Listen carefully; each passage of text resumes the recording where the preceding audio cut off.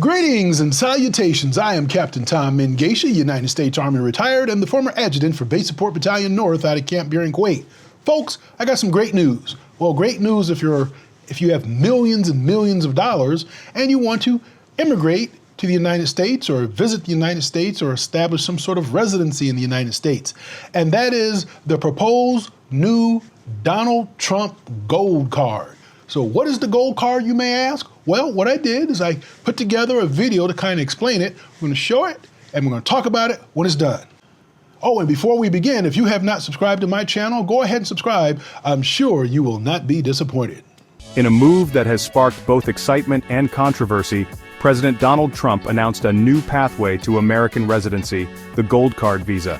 This ambitious program, unveiled on February 28, 2025, aims to attract substantial foreign investment by offering a unique opportunity for wealthy individuals and companies to gain a foothold in the United States. The program has been met with mixed reactions, with proponents praising its potential economic benefits and critics raising concerns about its fairness and potential for abuse. The Gold Card visa is the latest iteration of a global trend of citizenship by investment programs. While the concept is not new, the Trump administration's proposal stands out for its high investment threshold and its potential to reshape the landscape of American immigration. As the program takes shape, it remains to be seen whether it will fulfill its promise of economic revitalization or exacerbate existing inequalities. The most striking feature of Trump's Gold Card visa is its hefty price tag. Applicants must be prepared to make a minimum investment of $5 million in the United States to be considered for the program. This steep investment requirement immediately sets the Gold Card visa apart from other visa programs, including the existing EB-5 Immigrant Investor Program. The $5 million investment can take various forms, including investments in real estate, businesses, or government bonds. Commerce Secretary Howard Lutnick, a key figure in the development of the Gold Card program, has assured the public that these details will be released within 2 weeks of the initial announcement. Until then, potential applicants and the American public are left to speculate about the program's intricacies and its potential impact on the U.S. economy. The high investment threshold has raised concerns that the Gold Card visa will primarily benefit the ultra-wealthy, further widening the gap between the rich and the poor in America. Critics argue that the program essentially allows wealthy foreigners to buy their way into American society, while those without significant financial resources are left behind. The introduction of the Gold Card visa has drawn comparisons to the existing EB-5 Immigrant Investor Program. Established in 1990, the EB-5 program allows foreign nationals to obtain U.S. residency by investing in American businesses. The Gold Card visa, with its higher investment requirement and streamlined process, may overshadow its predecessor. A key difference is the minimum investment amount. The EB-5 program requires $800,000 in Ts or $1.05 million in non-Ts. In contrast, the Gold Card visa demands $5 million regardless of location. This suggests the Gold Card visa targets a more affluent clientele. Another difference is the job creation requirement. The EB-5 program mandates creating at least 10 full-time jobs. The Gold Card visa's job creation quota remains unclear. The Gold Card visa promises a faster application process compared to the EB-5 program. The Trump administration aims to streamline the Gold Card visa process, making it more attractive for investors. The introduction of the Gold Card visa raises questions about the future of the EB-5 program. Will the EB-5 program continue to exist alongside the Gold Card visa, or will it be phased out? The Trump administration has not yet provided clarity, leaving investors and attorneys uncertain. The concept of golden visas is not unique to the United States. In fact, over 100 countries worldwide offer similar programs that grant residency or citizenship in exchange for investment.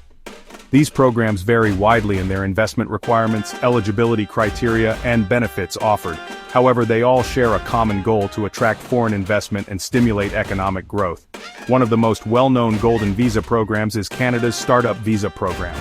This program targets entrepreneurs with innovative business ideas and requires them to secure investment from designated Canadian venture capital funds or angel investor groups. Another popular program is Portugal's Golden Visa program, which offers residency to individuals who invest in real estate, create jobs, or make a significant capital transfer to Portugal. Malta, a small island nation in the Mediterranean Sea, has also attracted significant attention with its citizenship by investment program. The proliferation of golden visa programs around the world highlights the growing competition among nations to attract wealthy individuals and their capital. The United States, with its strong economy and stable political system, is well positioned to compete in this global marketplace. Proponents of the Gold Card visa argue that it has the potential to inject billions of dollars into the U.S. economy, creating jobs and stimulating growth. They point to the success of similar programs in other countries as evidence of the potential economic benefits.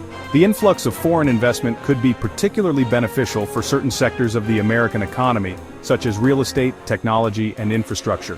For example, investments in real estate development could create construction jobs, boost property values, and revitalize struggling communities. Moreover, the arrival of wealthy individuals and entrepreneurs could lead to the creation of new businesses and industries, fostering innovation and job growth. These individuals often bring with them valuable skills, experience, and networks that can benefit the American economy. The Gold Card visa could also help to address the issue of declining birth rates in the United States. By attracting young, skilled workers and entrepreneurs, the program could help to offset the economic challenges posed by an aging population. The potential economic benefits of the Gold Card visa are undeniable. While the Gold Card visa holds the promise of economic benefits, it also carries potential drawbacks that cannot be ignored.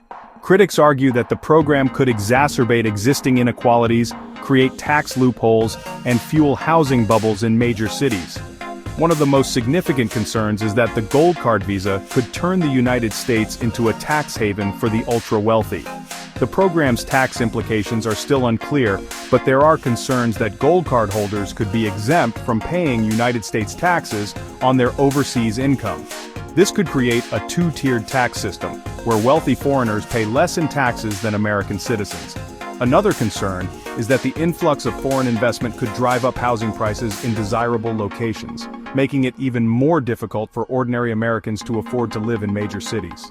This phenomenon has already been observed in cities like Vancouver and London, where golden visa programs have been blamed for contributing to housing affordability crises. The potential drawbacks of the Gold Card visa highlight the need for careful consideration and robust safeguards to mitigate potential risks. It is crucial that the program is designed and implemented in a way that benefits the American economy and society as a whole, rather than just a select few.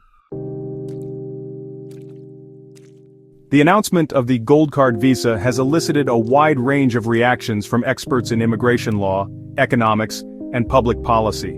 Some experts believe that the program has the potential to be a major success, while others are more skeptical. Henley & Partners, a global citizenship and residence advisory firm, predicts that the Gold Card visa will be in high demand, particularly among wealthy individuals from China, Russia, and the Middle East. The firm cites the United States' strong economy, stable political system, and world-class education and healthcare systems as major draws for high-net-worth individuals. However, other experts are more cautious in their assessments.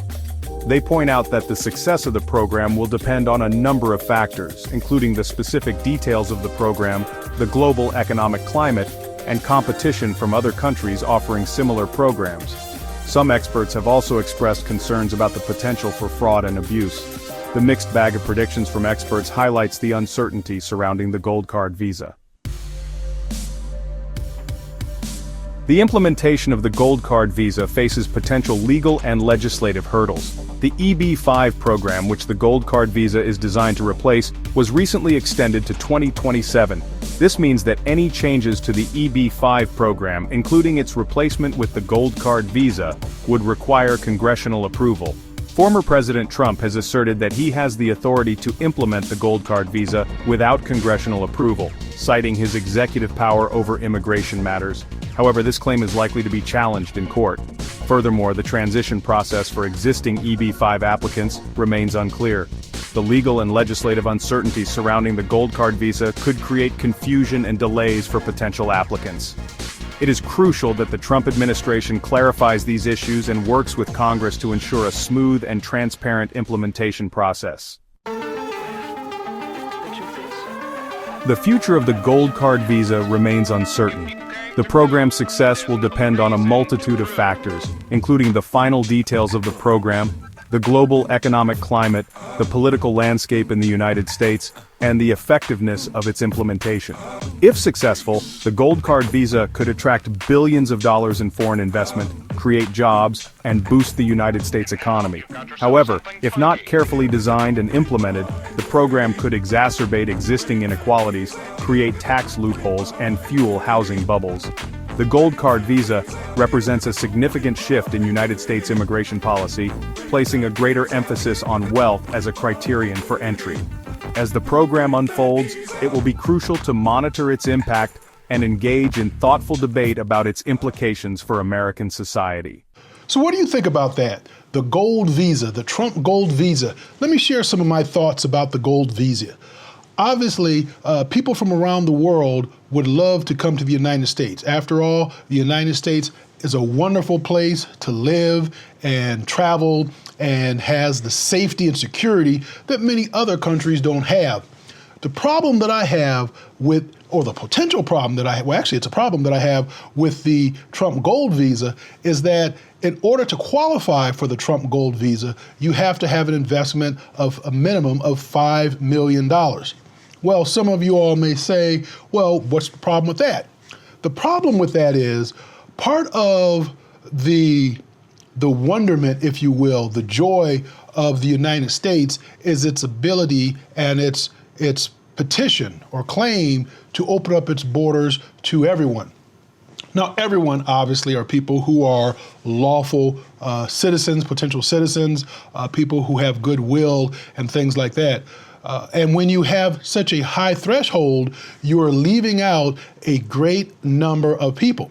And you may counter by saying, well, if you do that, you're certainly going to get the best of the brightest. Well, I can tell you firsthand, I know several multimillionaires, and a couple of them are not the greatest people in the world.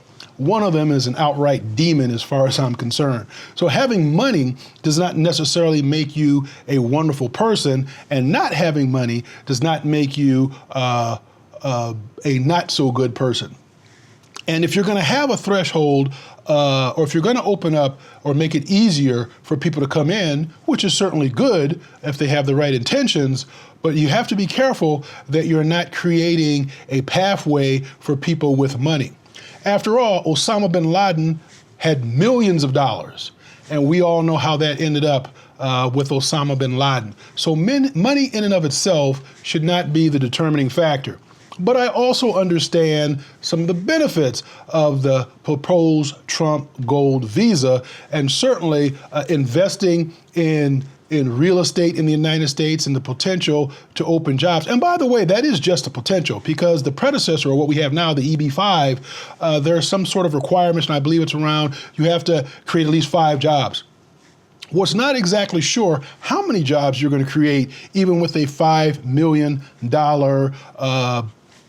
entry fee, if you will, with the gold visa. So again, it's just an avenue for rich tycoons and barons to enter the United States. But one thing I can say that could potentially be a benefit is that the money generated from the proposed Trump gold card could be used to pay down the debt.